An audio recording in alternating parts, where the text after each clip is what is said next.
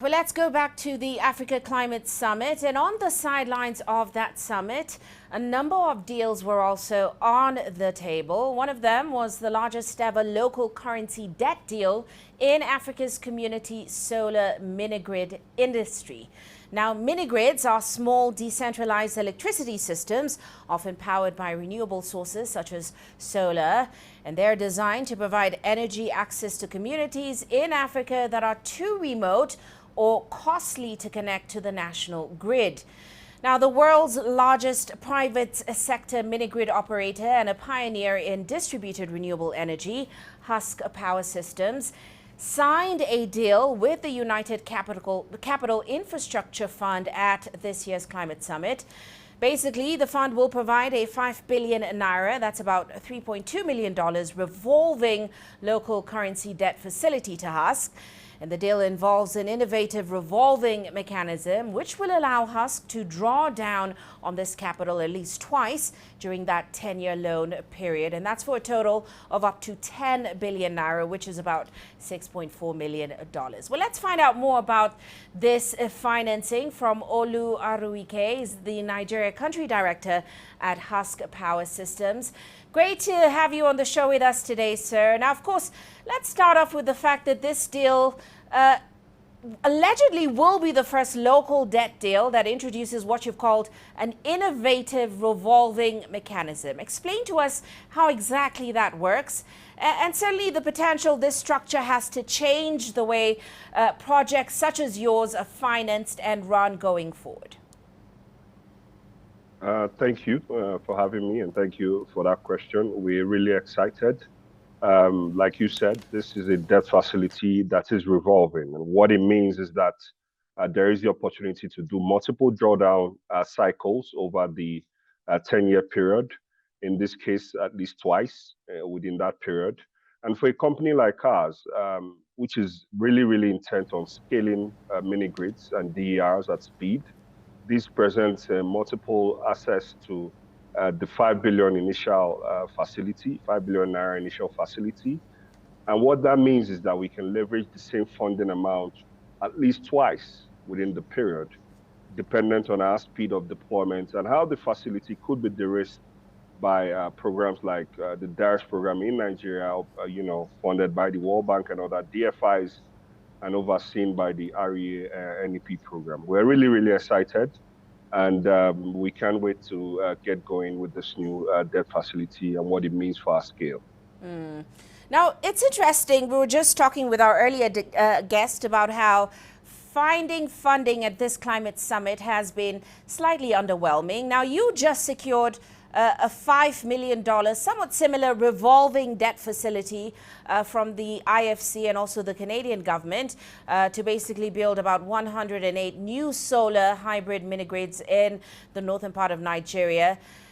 What is your take on the view that financing targets are underwhelming? Are projects like yours seeing a change in terms of access to capital and at what rate? So the sector is now, and what's with this deal and with others and with the ones you just mentioned about which happened a couple of months ago, the sector is now seeing more and more innovative financing options. And of course, the required access to capital, which has been a challenge or a blocker for the sector to scale, and not just any kind of capital, access to local capital, that is required to help scale deployments in the sector. This is improving.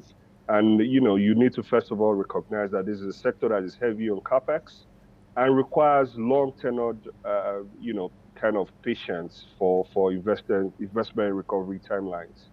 And although the rates we are seeing are lower than typical commercial rates with these facilities, the current models now being designed, i.e. being revolving with IFC, now with United Capital, is now designed in a much, much better way that they now understand the actual needs for DR deployments. The rates are sub-commercial rates, of course, and for this, we're very, very excited. It provides that, understanding that this is a heavy CapEx sector and requirements of long-tenured patient kind of capital. Thanks. And I'm curious to know, is this a structure that you think could also help other industries or sectors when it comes to the renewable energy sector?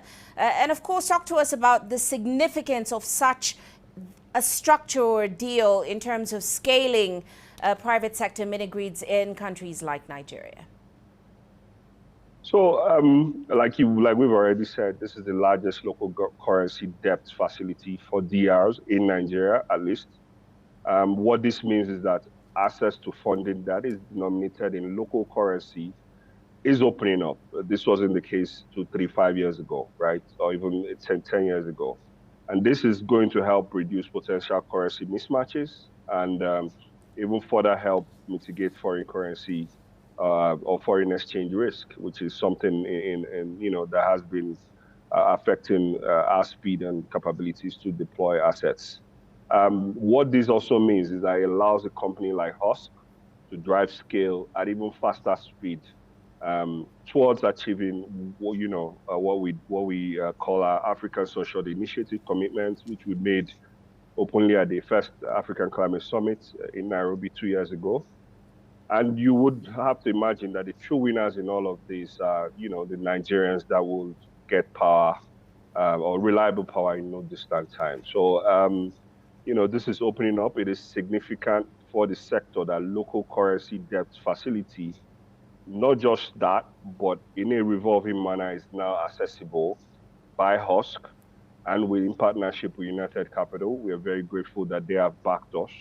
And we hope to see more of this, deals like this, and even that with IFC a couple of months ago happen in the sector to help drive scale. Well, on that note, with the somewhat underwhelming outcome of the Africa Climate Summit, I'd like to get your take on the direction your industry is going in. You're one of the world's leading communities, solar mini-grid companies actually in the world. What's your take on whether the sector is seeing significant development, or is Africa still far from using mini-grids or these decentralized systems, electricity systems, as a key solution to the transition to renewable energy? Well, that's a very great question. And, some of the thoughts coming out from the second Africa Climate Summit, in Addis Ababa, it still seems like Africa, or even sub-Saharan Africa, is still a fair distance away from the level of scale and deployment, the scale of deployment required for our goals that we've set, either be it energy access goals or energy transition goals, which we want to meet by 2030 and so on.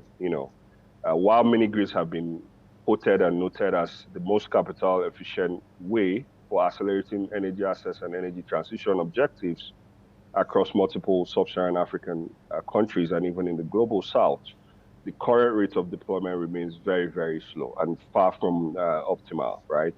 In a case where we should be deploying thousands of grids annually, we're still doing hundreds. And at this rate, we are indeed very, very far. But grateful that one of the challenges inhibiting that required scale, which was access to capital, not just capital, but local currency capital at the right rates, is now available. It is something of joy to see. And we hope that this is the beginning of things to come for the sector and for DRs, and indeed for Husk to continue to drive the scale required, in terms of deployments of mini grids to meet all the energy access and energy transition goals that we've committed to. All right.